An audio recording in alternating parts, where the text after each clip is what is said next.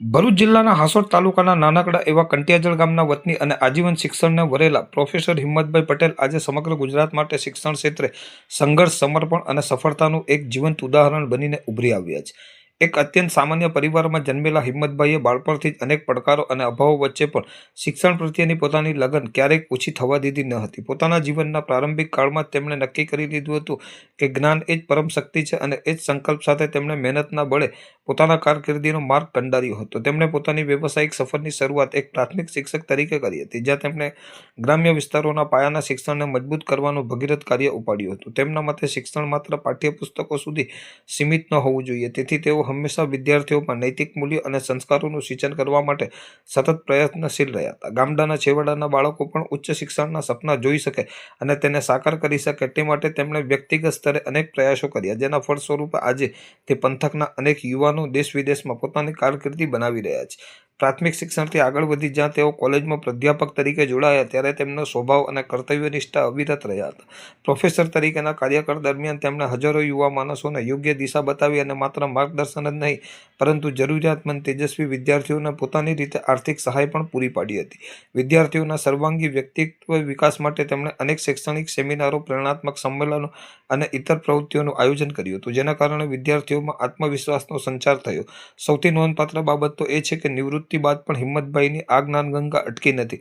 આજે નિવૃત્ત જીવનમાં પણ તેઓ પોતાની માસિક આવકમાંથી અંદાજે 1 લાખ રૂપિયા જેટલી માતબર રકમ જુદા જુદા ક્ષેત્રમાં અભ્યાસ કરતા ગરીબ અને મધ્યમ વર્ગના વિદ્યાર્થીઓના ભણતર પાછળ ખર્ચી રહ્યા છે.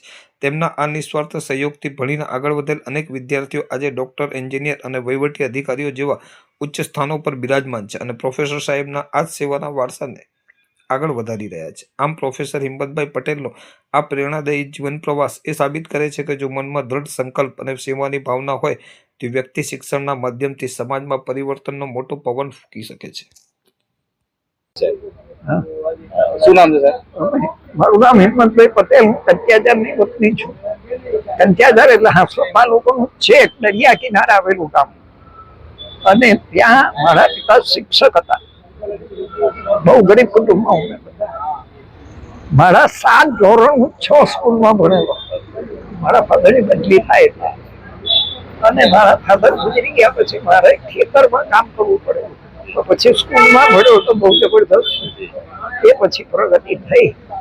પછી વિદ્યાનગરથી 2000 મારી ટાઈમ થઈ અને મારા વાઈફ શિક્ષિકા હતા. એને એમ કહ્યું કે આપણે હવે અમેરિકા જરૂર નથી, આપણે કટપોર કંટિયાજળની સ્કૂલને મળવા દેવી નથી.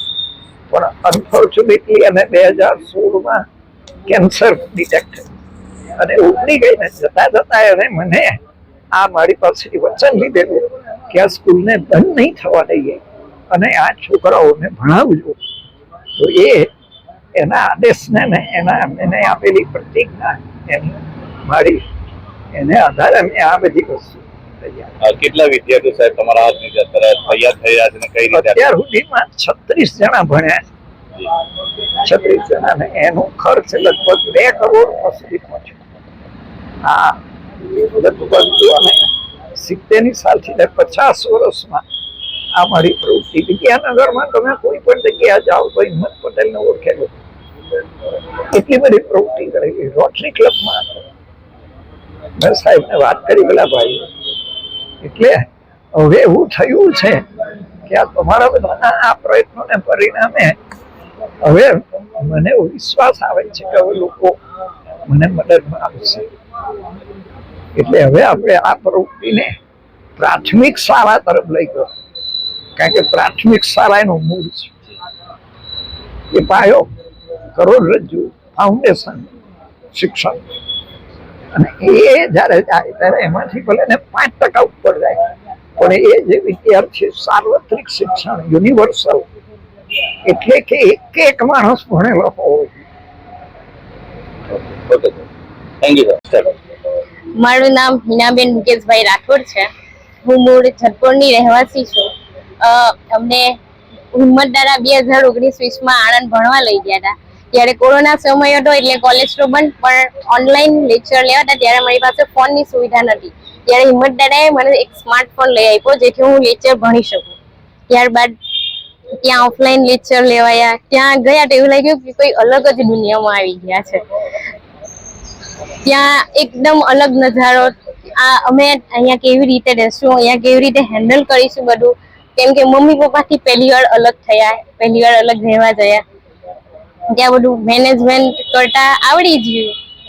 ત્યાં રહ્યા.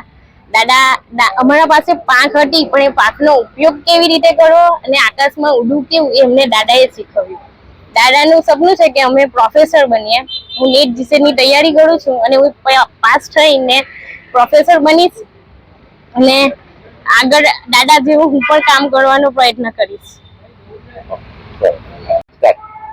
મારું નામ રાઠોડ તુષાર છે અને હું હાલમાં એનએસ પટેલમાં બીએ કરતો છું અને મારું હાલમાં એસવાય પટેલું છે. અને હાલમાં અમે બધા વિદ્યાર્થીઓને અહીં આવ્યા છે જેના કારણે દાદાએ જે અમારા પ્રત્યે કરેલું છે એની વિશે હું કહેવા માંગુ છું કે અમે ગ્રામ્ય વિસ્તારમાં રહેતા છોકરાઓ છે. આ ગ્રામ્ય વિસ્તારમાં અમારું ખાલી માત્ર એટલું જ કે 11-12 કરો અને પછી એટલે અંકલેશ્વર છે કે ભરૂચ છે ત્યાં જઈને ITI કરો. પણ ત્યાં આવ્યા, દાદા આવ્યા અને એમને લાગ્યું કે આ છોકરા હોશિયાર છે અને અમને આગળ ભણવું જોઈએ. એટલે દાદાએ અમને આવ્યા અને આર્થિક સહાય કરી, જેનાથી અમને એ વિદ્યાનગર આણંદ લાવ્યા અને ત્યાં અમને રૂમ ભાડે રાખ્યા અને અમારા બધા ખર્ચ ઉઠાવ્યો. અને અમને અમારા વિશે એ લોકો વિચાર્યું એટલું હતું કે અમે કઈ રીતે આગળ વધી શકીએ અને કયા વિસ્તારમાં અમે આગળ વધી શકીએ. જેમ કે કોઈ પ્રોફેસર બનવું છે તો પ્રોફેસર બની શકે, કોઈ LLB કરવી છે તો LLB કરી શકે.